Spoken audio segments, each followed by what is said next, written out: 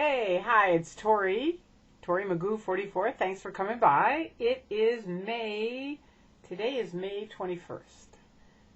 Time's marching on. Okay, so today we had a flash picket that we had in Hollywood, and I'm going to tell you some of the highlights of it. It was kind of an interesting thing. I have on my horns because they were treating me, the OSA ops were there most of the day, all the day while I was there, and they were treating me like I was like this devil person. So I'm wearing my devil horns in honor of that. First of all, we arrived at the subway station, and there were about probably, I think, 8 of us. It was pretty cool to see everybody. They're in their outfits, masks, different things. And right away, I see this guy with this huge telephoto lens, and this other lady's got her camera, right? And you can just tell by looking at them, they're Scientologists, right? So I go over to him, and I say, you're a Scientologist, right? And he goes, yes. And so I say, okay. So I said, do you know that the executives are locked inside of a room up at Gold?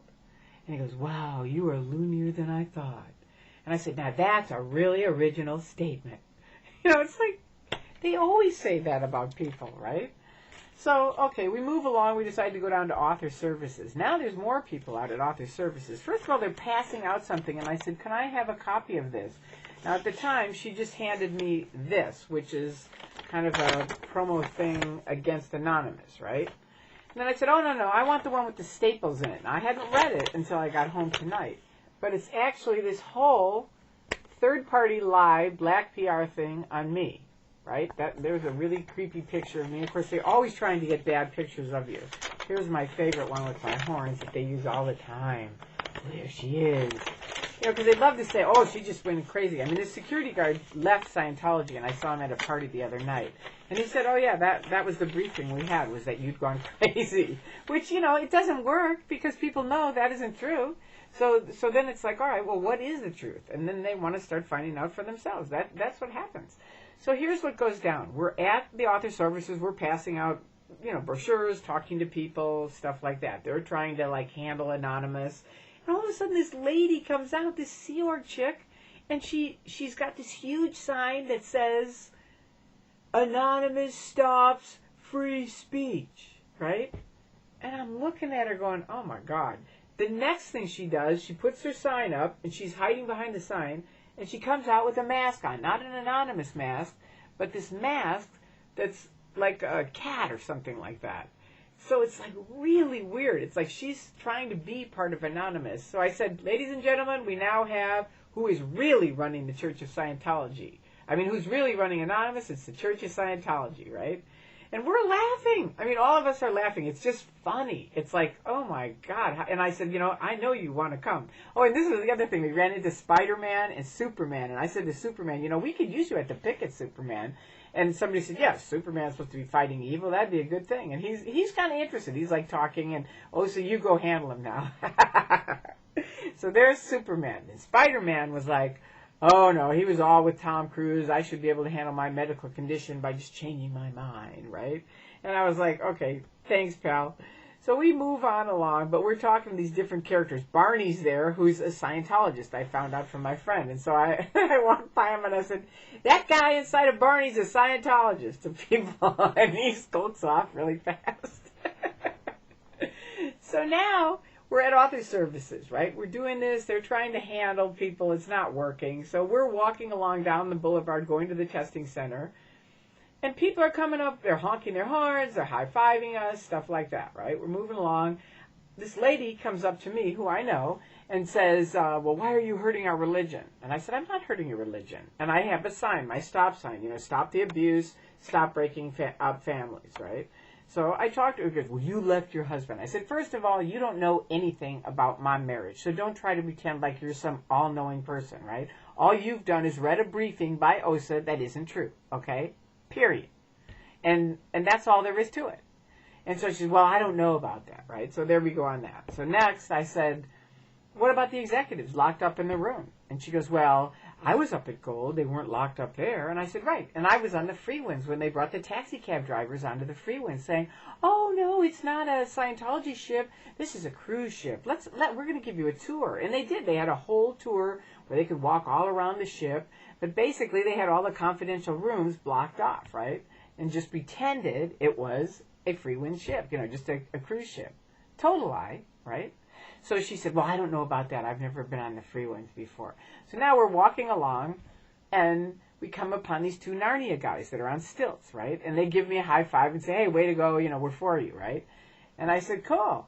And they said, but what's that chick with the mask on about anonymous? And they said, that's very weird. And I said, yeah, it's pretty strange. She's actually a Scientologist. And they said, really? And I said, yeah. And so I'm talking to him, and this lady that I'd been talking to before tries to hand them some black PR on me. And they said, no, thank you. And she said, you're trying to stop free speech? And he said, lady, it doesn't have to do with free speech. I'm on stilts. I don't have pockets. I have nowhere to put your piece of paper. I don't want it, right? So I said, that's okay. She can tell you about Scientology. I can talk to you. She can talk to you. Go right ahead. Tell them about it. Now, I know Scientologists anymore. They can't talk. They can either read something, quote Hubbard, that's it, right? So sure enough, she scurries on along. She can't talk. So she leaves. So I'm talking to them, and they said, this is so weird. The other day, two of them were tag teaming us, kind of trying to talk us into getting into Scientology, and we didn't want to. And we finally said, you know what? Get away from us, or we're going to call security, right? And, you just think, what are these people thinking of? We finally go to a restaurant. We sit down. We're having Cokes. They come in, sit right next to us. Like we're in a booth here. They're sitting right here with their camera facing right at us, which is basically against the law because we're in a private property. The point being, they did it, right? So I finally take my mug, put it in front of my face, and write xenu.net on it and put it right between she and the camera and me.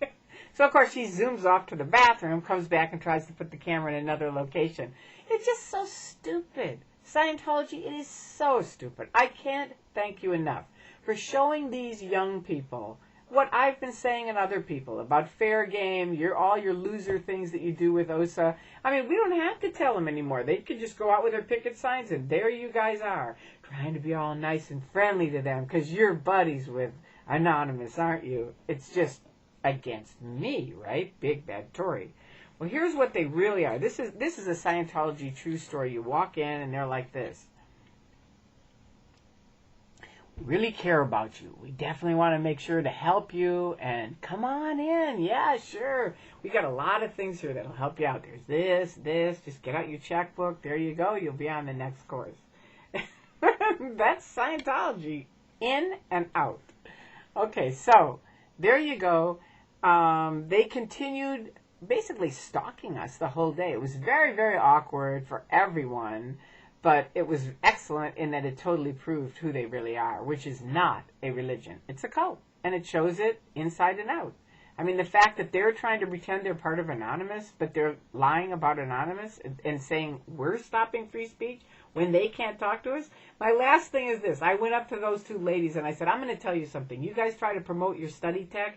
Well, then look up the word anonymous, okay? Because if you define the word anonymous, no, I'm not anonymous. So how could I be running Anonymous if I'm not even anonymous? I'm Tory Crispin. You know who I am. So clear your damn words. And of course they're like, because they have to always laugh at me if ever I quote their tech. Like I'm supposed to have just, forgotten it all because I'm declared suppressive. Well, here's the truth of the matter. We're having a good time, and you're not. So any of you guys that are in Scientology lurking and you're thinking, this is really turning into a drag, it is a drag, and it's only going to get to be more of a drag because you're being run by David Miscavige, who's gone insane, and he is not a friendly, happy guy. He's beating up Sea Org members, and you guys should be doing something about it. L. Ron Hubbard said that. He said that. He said it is up to the public to make sure that the executives are cleaned up. And somebody's really dropping the ball here because Dave Miscavige is not cleaned up. Now, I'm not saying I did it either because you can't. It's impossible. It's an impossible game. That's why people leave. They finally go, you know what? This is impossible. And the way out is the nearest door. That's what Hubbard did. That's what I did. And, it's good out here. We're having a good time. So there you go. That was my day today, and I hope you all have an excellent week.